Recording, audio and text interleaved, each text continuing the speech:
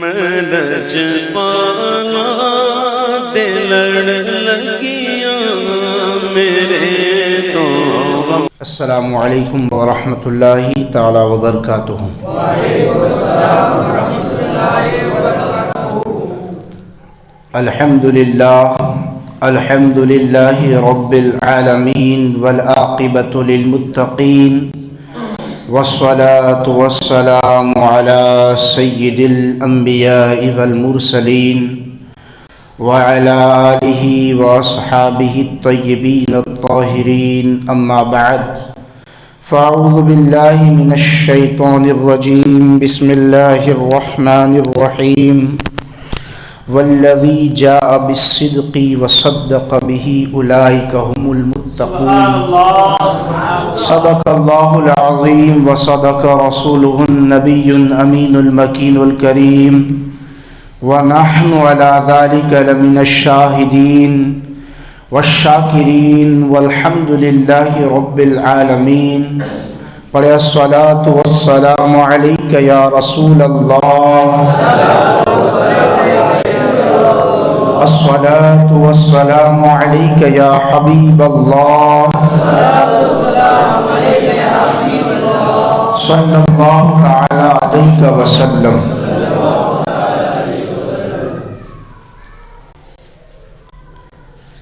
کسی شاعر نے کیا خوب کہا ہے کہ امام صحابہ ہے صدیق اکبر، وہ پہلا خلیفہ ہے صدیق اکبر، گزرنے نہ دیں گے اسے پل سے حیدر، جو رکھے گا کینائے صدیق اکبر، جو رکھے گا کینائے صدیق اکبر، اور محمد کو گودی میں اپنی سلایا صلی اللہ علیہ وسلم، محمد کو گودی میں اپنی سلایا، ابو بکر کی شان سمجھے کیا دنیا، وہ پہلے سے پہلا وہ اول سے اول، وہ پہلے سے پہلا وہ اول سے اول، وہ ساتھی نبی کا صحابہ میں افضل، خزانہ تو کیا سوئی تک نبی چھوڑی، بے مثل صدیق قربانی تیری، کوئی کیسے چھینے گا تجھ سے مسلح، ہاں پیچھے کھڑا ہے تیرے حیدر، ہاں پیچھے کھڑا ہے تیرے ہی حیدر، وہ صدیق اکبر وزیر نبی ہے، وہ صدیق اکبر مشیر نبی ہے، وہ صدیق اکبر وزیر نبی ہے، وہ صدیق اکبر مشیر نبی ہے، جو سارے صحابہ میں سب سے بڑا ہے، نبی کی محبت میں سب سے لڑا ہے۔ اور کیا کہتے ہیں، ہے پہلا خلیفہ پے کرے وفا ہے، چاہتے خدا ہے جان مصطفیٰ ہے، سالار صحابہ ہے جان مرتضیٰ ہے، حق کی صدا بابائے عائشہ ہے، امام صحابہ ہے صدیق اکبر، امام صحابہ ہے صدیق اکبر۔ اور میں ذکر امام صحابہ کروں گا، میں اپنا مقدر جگایا کروں گا، ہے تکلیف تجھ کو کہ روتا ہے منکر، میرا تو سہارا ہے صدیق اکبر، اور جنہیں غسل مولا علی نے دیا ہے، جنہیں غسل مولا علی نے دیا ہے، محمد کا دروازہ خود کھل گیا ہے، جنہیں غسل مولا علی نے دیا ہے، محمد کا دروازہ خود کھل گیا ہے، جنہیں قرب آقا میں مدفن ملا ہے، صحابہ میں اعلیٰ ہے صدیق اکبر، صحابہ میں اعلیٰ ہے صدیق اکبر۔ اور ایک شاعر کہتے ہیں کہ حقیقت کی زبان صدیق اکبر، صداقت کا بیان صدیق اکبر، وہ حق کا ترجمہ صدیق اکبر، نبی کا رازداں صدیق اکبر، کبھی نہ ساتھ چھوڑا مصطفیٰ کا، جہاں آقا وہاں صدیق اکبر،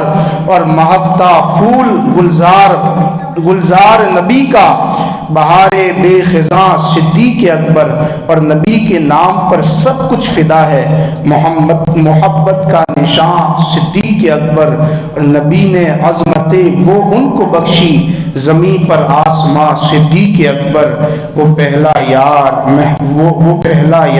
محبوب خدا کا، وقار دل بنا صدیق اکبر۔ اور کہتے ہیں نیازی میں اور ان کی وصف لکھوں، نیازی میں اور ان کے وصف لکھوں، کہاں میں اور کہاں صدیق اکبر۔ اور اسی لیے تو محدث اعظم ہند کہتے ہیں مرتبہ حضرت صدیق کا یہ ہے سید، مرتبہ حضرت صدیق کا یہ ہے سید، ہر فضیلت کے وہ جامع ہیں نبوت کے سوا، ہر فضیلت کے وہ جامع ہیں نبوت کے سوا۔ اور مولانا حسن رضا خان کی ناشر جو منقبت پڑھی، بیان ہو کس زبان سے مرتبہ صدیق اکبر کا، کہ یار غار ہے محبوب خدا صدیق اکبر کا۔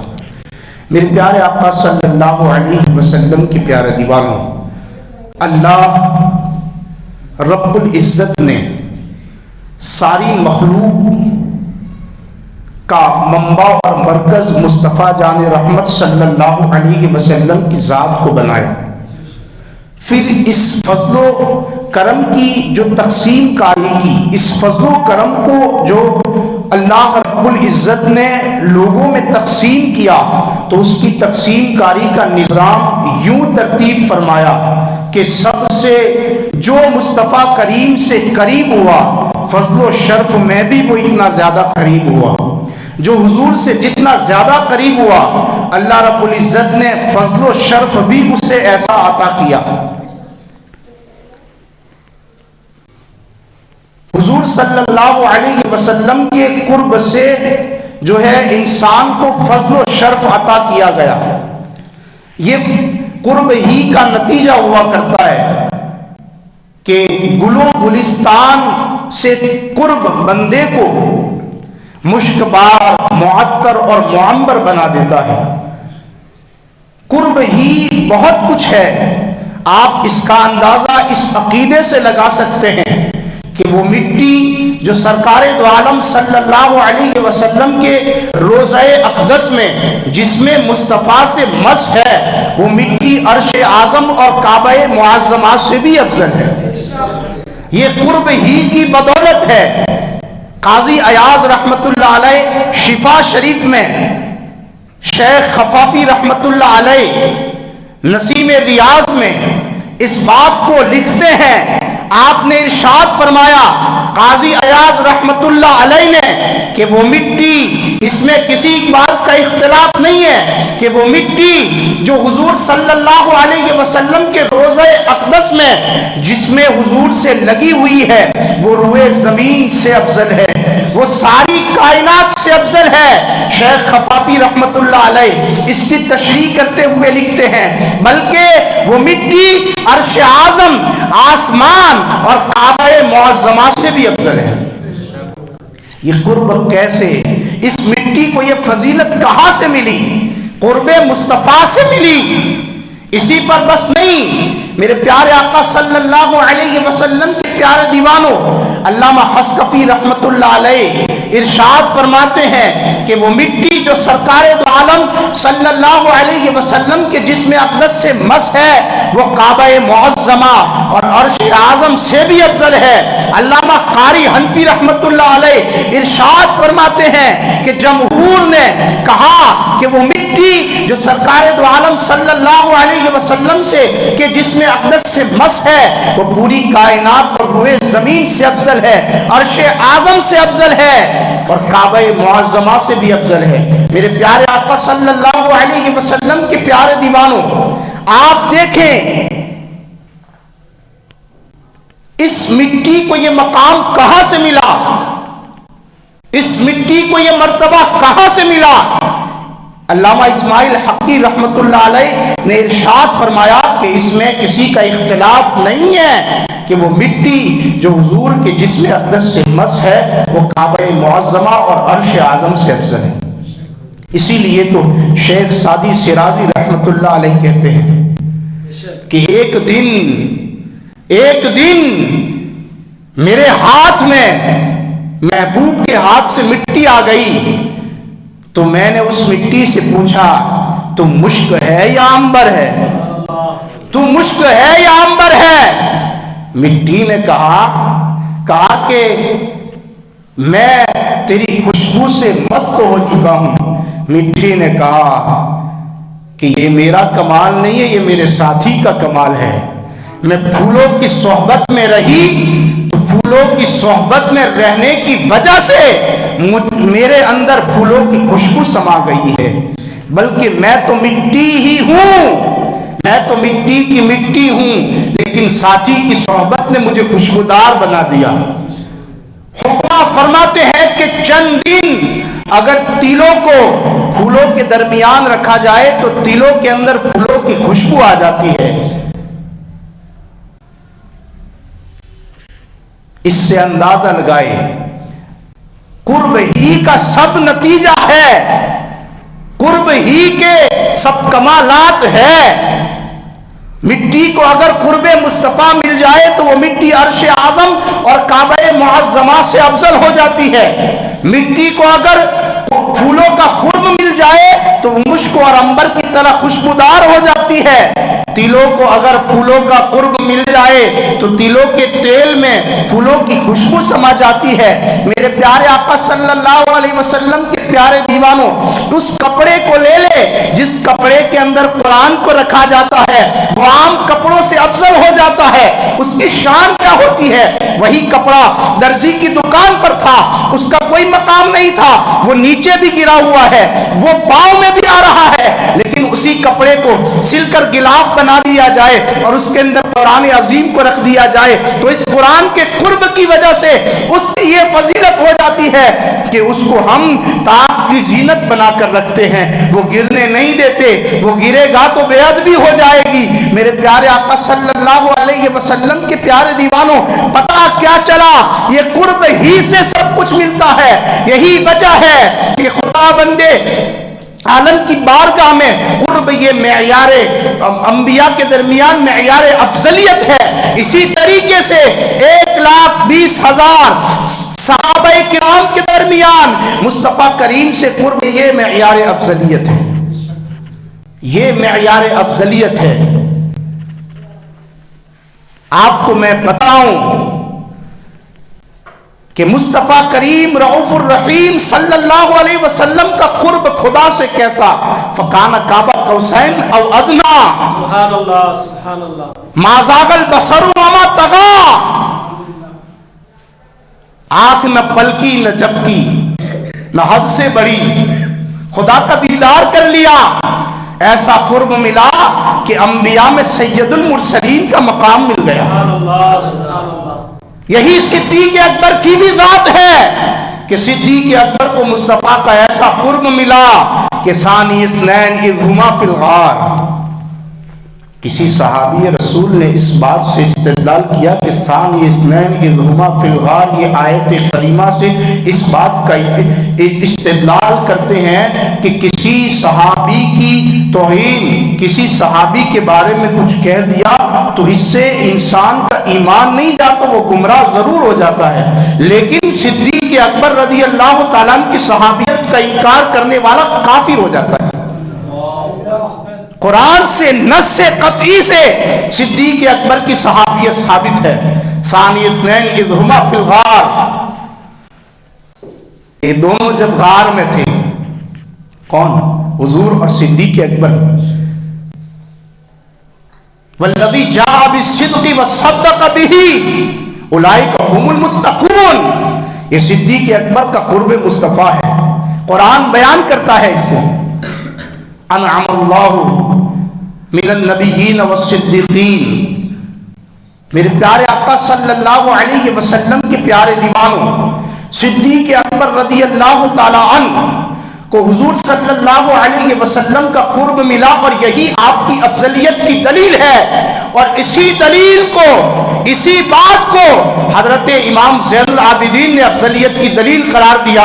آپ سے کسی نے پوچھا، امام زین العابدین سے پوچھا کسی نے کہ بتائیے حضرت صدیق اکبر اور حضرت عمر فاروق اعظم کے بارے میں کہ حضور کی بارگاہ میں ان کا کیا مقام ہے؟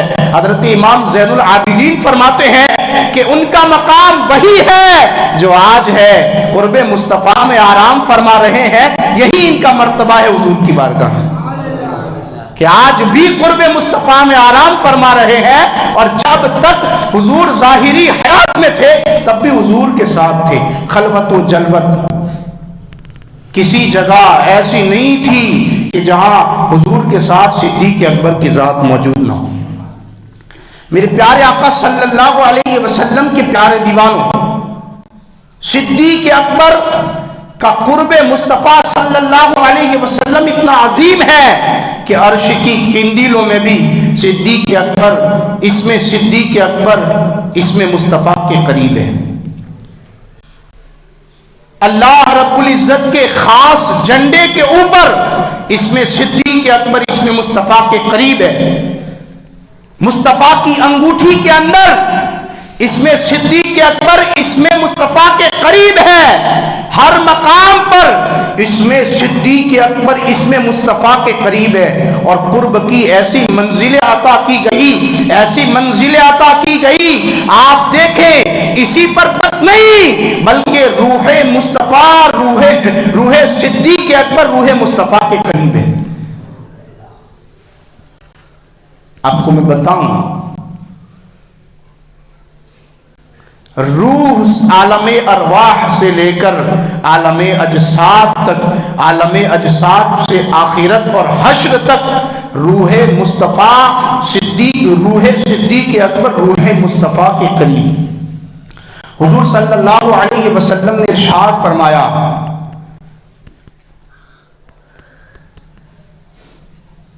کہ اے ابو بکر، مجھے ایک جوہر عطا کیا گیا، میں اللہ رب العزت کے نور سے پیدا ہوا، پھر اللہ رب العزت نے مجھے اپنے سامنے کھڑا کیا، اور اس ایک نظر رحمت ڈالی، اور اس نظر رحمت کی وجہ سے مجھے پسینہ آیا۔ دیکھو آپ کو میں بتاؤں قرب مصطفیٰ اور قرب صدیق اکبر کا قرب حضور سے کیسا ہے، اور یہ افضلیت بھی آپ کو پتا چلے گی اس سے کہ کون اول ہے کون آخر ہے، کون اول ہے کون چہارم ہے۔ حضور نے ارشاد فرمایا کہ اے ابو بکر، اللہ رب العزت نے مجھ پر نظر رحمت ڈالی، اور اس نظر رحمت کی وجہ سے مجھے پسینہ آیا، اس نظر رحمت کی وجہ سے مجھے پسینہ آیا، اور پسینے سے 4 قطرے ٹپکے، پسینے سے 4 قطرے ٹپکے۔ اس میں پہلا قطرہ ابو بکر تم ہو، دوسرا قطرہ عمر فاروق ہے، تیسرا قطرہ عثمان غنی ہے، اور چوتھا قطرہ علی مرتضیٰ ہے۔ میرے نور سے 4 قطرے نکلے، پہلا قطرہ، پہلا نور ابو بکر، دوسرا نور عمر، تیسرا نور عثمان، اور چوتھا نور علی مرتضیٰ۔ میرے پیارے آقا صلی اللہ علیہ وسلم کے پیارے دیوانوں، اسی پر بس نہیں، حضور فرماتے ہیں کہ ابو بکر اور عمر کی مٹی اور میری مٹی ایک ہے، ابو بکر اور عمر کی مٹی ایک ہے اور میری مٹی بھی ایک ہے، ہم تینوں کا خمیر ایک ہی مٹی سے بنایا گیا، ایک ہی مٹی سے ہم تینوں کا خمیر بنایا گیا۔ اور بچہ جب پیدا ہوتا ہے نا تو اس کی ناف کے اندر کچھ مٹی رہ جاتی ہے، اسی وجہ سے یہ مٹی ناف میں جو دکھتا ہے نا وہ مٹی کا بقیہ حصہ ہوتا ہے۔ حضور فرماتے ہیں کہ اسی بقیہ حصے سے کل بروز قیامت اسی بقیہ حصے سے انسان کو اٹھایا جائے گا، اور اے ابو بکر میری اور عمر کی، اور اے ابو بکر تمہاری اور عمر کی اور میری مٹی ایک ہی ہے۔ میرے پیارے آقا صلی اللہ علیہ وسلم کے پیارے دیوانوں، ان ساری روایتوں سے پتہ چلتا ہے کہ صدیق اکبر کا قرب مصطفیٰ کیسا تھا، اور یہی افضلیت کی دلیل ہے، یہی افضلیت کی دلیل ہے۔ حضور نے مصلی پر حضور صلی اللہ علیہ وسلم نے حضرت ابو بکر صدیق کو اپنے مصلی پر امامت کے لیے کھڑا کیا، یہ افضلیت کی دلیل ہے۔ میرے پیارے آقا صلی اللہ علیہ وسلم کے پیارے دیوانوں، حضرت صدیق اکبر رضی اللہ تعالیٰ عنہ کی ذات بڑی عرفہ والا ہے۔ حضرت امام جعفر صادق رضی اللہ تعالیٰ عنہ نے ارشاد فرمایا، آپ کہتے ہیں کہ حضرت ابو بکر صدیق اور حضرت عثمان غنی ہر دو امام عادل ہیں، ہم انہیں دوست رکھتے ہیں، میں انہیں دوست رکھتا ہوں۔ کون کہتا ہے پتہ ہے؟ امام جعفر صادق کہتے ہیں میں انہیں دوست رکھتا ہوں اور ان کے دشمنوں سے میں بیزار ہوں، ان کے دشمنوں سے میں بیزار ہوں۔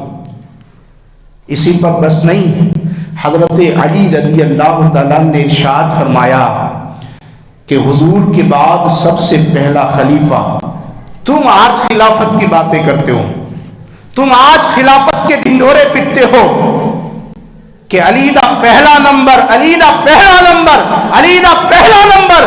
علی تو کہتے ہیں کہ حضور کے بعد سب سے پہلا خلیفہ حضرت ابو بکر صدیق ہے اور دوسرے خلیفہ حضرت عمر فاروق اعظم ہے۔ ابو بکر اور عمر کی دشمنی اور میری محبت کسی مومن میں جمع نہیں ہو سکتی۔ دیکھیں آپ، یہ کون کہہ رہا ہے؟ آج ہمیں اپنے عقیدے کی حفاظت کرنی ہے، آج ہمیں رافضیت سے اپنے عقیدے کو بچانا ہے، اور یہی اہل سنت ہے۔ اہل سنت کا ہے بیڑا پار اصحاب حضور، نجم ہے اور ناو ہے عطرت رسول اللہ کی۔ حضور نے فرمایا اصحابی کا نجوم، میرے صحابہ ستاروں کی مانند ہے، اور حضور نے فرمایا میری اہل بیت کشتی نوح کی مانند ہے۔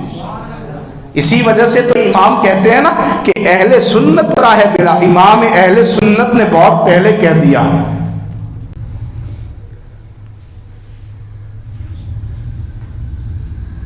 آج اہل سنت کو دیوبندیت سے زیادہ رافضیت کا خطرہ ہے۔ دیوبندیت کھل کر وار کرتی ہے اور رافضیت اہل سنت کے لبادے میں وار کرتی ہے۔ امام اہل سنت نے فرمایا اہل سنت کا ہے بیڑا پار اصحاب حضور، نجم ہے، نجم سے مراد صحابہ، اور ناو ہے، ناو سے مراد اہل بیت، نجم ہے اور ناو ہے عطرت رسول اللہ۔ میرے پیارے آقا صلی اللہ علیہ وسلم کے پیارے دیوانوں، ہمیں اپنے عقیدے کی حفاظت کرنی چاہیے۔ حضرت امام محمد باقر رضی اللہ تعالیٰ نے ارشاد فرمایا کہ جس نے ابو بکر اور عمر کی افضلیت کو نہیں پہچانا اس نے سنت کو نہیں جانا۔ سنت سے مراد کیا ہے؟ نماز کی سنتیں، وضو کی سنتیں نہیں، سنت سے مراد حدیث رسول ہے، اور حدیث رسول ہی تو سنت ہے۔ حضور صلی اللہ علیہ وسلم کے قول اور فعل اور تقریر کو حدیث کہتے ہیں۔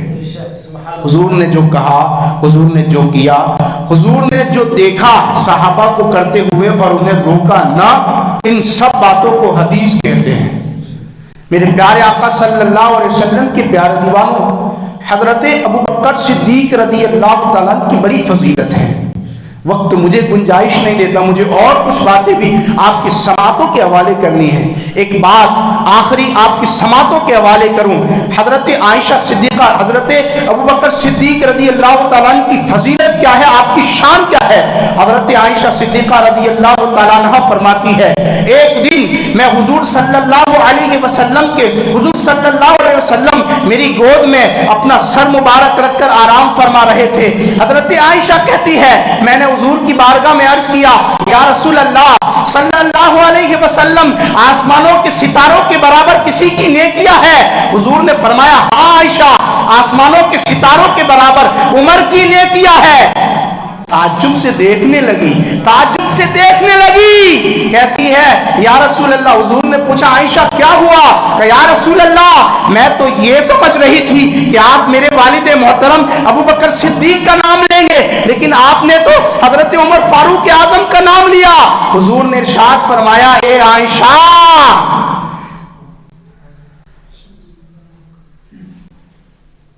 عمر کی ساری نیکیاں ابو بکر کی ایک نیکی کے برابر۔ یہ شان ہے حضرت ابو بکر صدیق کی۔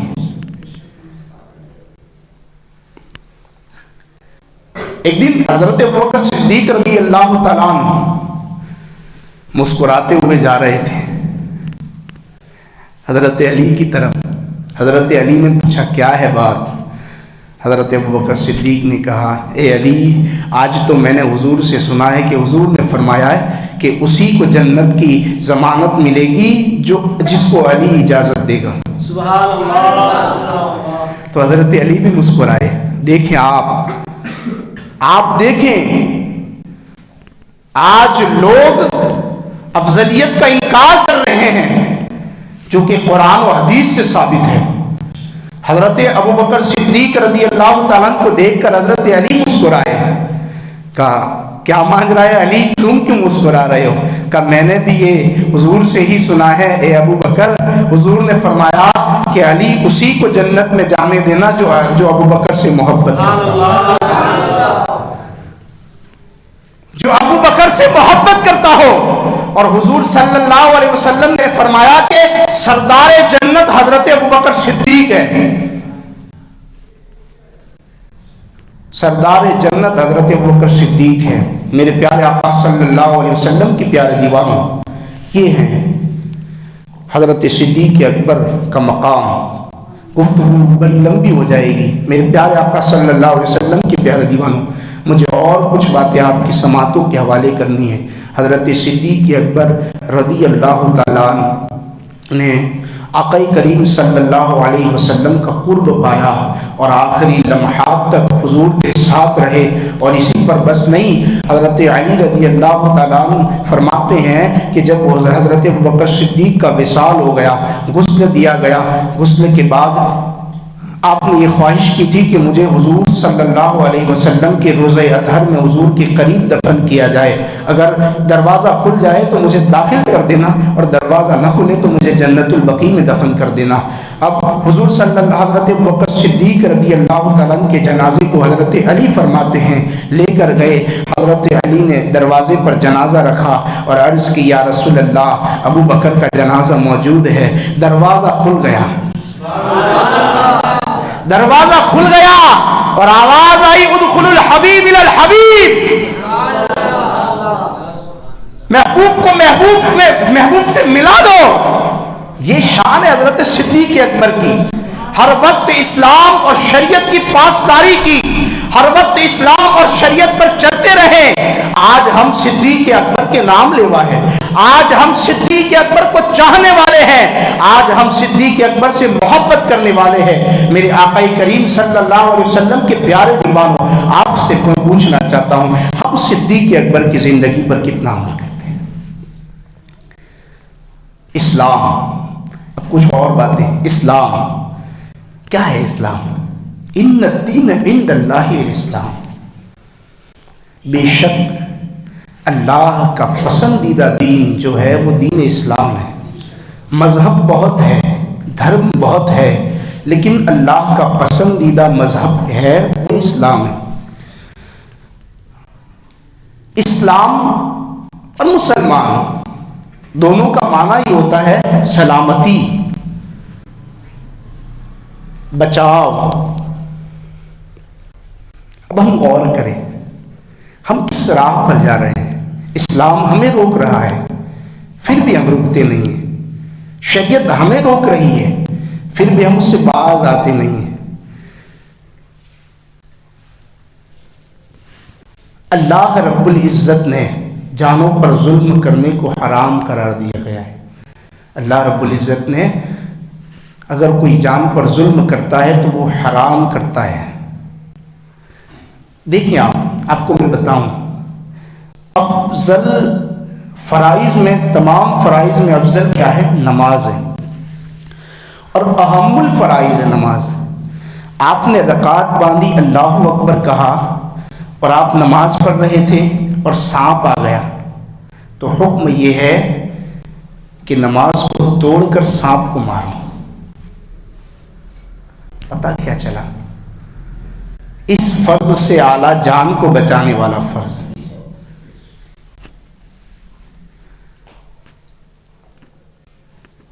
جان کو بچانا یہ بھی فرض ہے. تو آج ہم کیا کر رہے ہیں؟ اسلام ہمیں اجازت نہیں دیتا لیکن پھر بھی ہم اس کے دلدل میں پھنستے جا رہے ہیں۔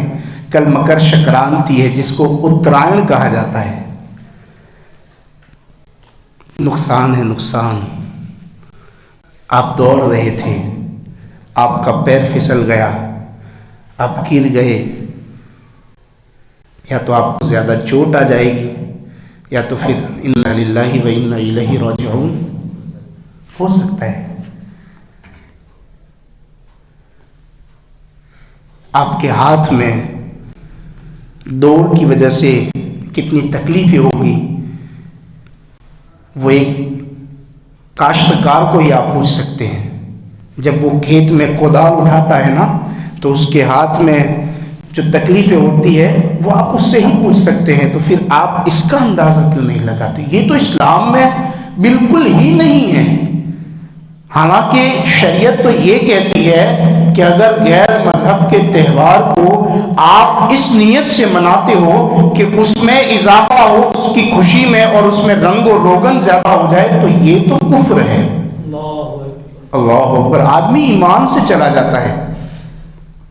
اور اس گگن کے اوپر آپ اندازہ لگائیں گے کل دوسرے مذہب والوں سے زیادہ مسلمانوں کی پتنگیں اڑ رہی ہوگی۔ کیوں ایسا؟ جو مسلمان مسجد کی جھولی میں 5 روپے ڈالنے سے کتراتا ہے، اس مسلمان کے گھر میں ہزاروں کی پتنگیں آ رہی ہیں۔ جو مسلمان دینی کام کے اندر خرچ کرنے کے لیے کتراتا ہے، اس کا دل ٹوٹ جاتا ہے۔ میں نے کہا تو ایسا کیوں کرتا ہے یار؟ کہ میرا بچہ نہیں مانتا۔ تیرا بچہ تو ابھی چھوٹا ہے، تو تھوڑا چھوٹا ہے۔ ہر خواہش اس کی پوری کرنے جائے گا تو کہا گیا کہ اولاد ماں باپ کے لیے جنت بھی ہے اور جہنم بھی ہے۔ قُوْ أَنفُسَكُمْ وَأَهْلِكُمْ نَارًا، تم اپنے آپ کو اور اپنے گھر والوں کو جہنم کی آگ سے بچاؤ۔ ہم کتنا بچا رہے ہیں؟ ہم خود تو اس کے دلدل میں پھنستے جا رہے ہیں۔ اسلام کبھی بھی جانوں پر ظلم کرنے کی اجازت نہیں دیتا۔ تو جب اسلام ہمیں اس کی اجازت نہیں دیتا، ہمارا ہر تہوار اتنا عظیم ہے، آپ عید الفطر لے لو، ہاتھ ملاؤ، گلے مل جاؤ، محبتیں تقسیم ہوتی ہیں۔ عید الضحیٰ لے لو، جو غریب کبھی کچھ نہ کھا سکیں گے وہ غریب اس میں کھا سکیں گے۔ عید میلاد النبی لے لو، پیارے نبی کی محبتیں ہم تقسیم کرتے ہیں اس میں۔ یوم عاشوراء لے لو، ہم یاد امام پاک میں اپنے آپ کو مستغرق کر دیتے ہیں۔ ہمارے ہر ولی کا دن ہمارے لیے ایک آنے والی نسل کے لیے ایک رہنما کی طرح جو ہے کام کرتا ہے، لیکن آپ غیروں کے لے لو اور ہم اس کی زینت کو بڑھاتے ہیں۔ ہم اس کی زینت کو بڑھاتے ہیں۔ کھیل ہے، ارے کھیل تھوڑا ہے، وہ اس کا تہوار ہے۔ آپ اس کے تہوار میں اپنے آپ کو کیوں شریک کرتے ہو؟ کبھی کوئی آپ کے تہوار میں شریک ہو جاتا ہے؟ خوشی سے کوئی شریک نہیں ہوتا ہے۔ وہ یا تو دوست احباب کی وجہ سے آتا ہے یا وہ اپنی نوکری کی وجہ سے آتا ہے، وہ کسی اور مجبوری سے، کسی اور وجہ سے آپ کے پاس یا خوشی سے آپ کے تہوار میں شریک ہونے نہیں آتا ہے۔ اور کل آپ دیکھو گے ہر چھت کے اوپر ہندو سے زیادہ مسلمان نظر آئے گا۔ آپ لوٹانے میں پڑے ہو، وہ لوٹنے میں پڑے ہیں۔ وہ لوٹیں گے پھر چکائیں گے، اور ہم پہلے خرچ کریں گے اور پھر لوگوں کو جو ہے تقسیم کریں گے۔ یہی تو وجہ ہے نا۔ آپ دیکھیں گلی کوچوں کے اندر مسلمانوں کے بچے ننگے پیر گھوم رہے ہیں، ماں باپ کو کوئی فکر نہیں ہے۔ کیا چلے گا؟ ابھی سب چلتا ہے، سب چلتا ہے۔ جب رب کی بارگاہ میں پہنچو گے تو کچھ نہیں چلے گا یاروں۔ ہمیں بھی جانا ہے قبر کی کوٹھری میں۔ اس کا تصور نہیں ہے ہمیں کہ ہمیں اس رسول کو چہرہ دکھانا ہے جو کونین کا امام ہے۔ اس کا تصور نہیں ہے ہمیں اس رسول کو منہ دکھانا ہے جو قیامت کے دن کہیں گے اذهبوا الی غیری، سب کہیں گے انا لہا، کہیں گے وہ۔ تو اس رسول کو ہمیں منہ دکھانا ہے جس رسول کی بخشش سے ہم بخشے جائیں گے۔ میرے پیارے آقا صلی اللہ علیہ وسلم کے پیارے دیوانوں، کہنے کا مطلب اور منشا یہ ہے کہ اسلام اور شریعت پر عمل کرو اور غیروں کے مذہب کی رسومات کو چھوڑو، تب جا کر ہم صحیح معنوں میں مسلمان کہلائیں گے، اور اس سے فضول خرچی بھی نہیں ہوگی۔ کسی سے کہہ دیا جائے میلاد النبی گھر پہ لائٹ تو لگا، ارے کیا فضول خرچی کروں میں، وہ فضول خرچی تجھے نظر آتی ہے، تیرے محبوب کا جشن تجھے فضول خرچی نظر آتی ہے، اور یہ فضول خرچی نظر نہیں آتی۔ کتنی فضول خرچی ہو رہی ہے، جس کو لایا تھا وہ تو گئی، دور بھی گئی، اور آپ نے اگر دیوالی منائی ہے تو پھٹاکے بھی گئے، ہزاروں کے ایک ہی منٹ میں چلے جاتے ہیں۔ میرے پیارے آقا صلی اللہ علیہ وسلم کے پیارے دیوانوں، ایسا کام کرو کہ دنیا میں بھی کامیابی ملے اور آخرت میں بھی کامیابی ملے۔ آپ کا بچہ اگر کہہ رہا ہے کہ مجھے پتنگ چٹانی ہے، بیٹا میں یہ 1000 روپے دیتا ہوں، جا مسجد کے امام صاحب کو دے کر آ۔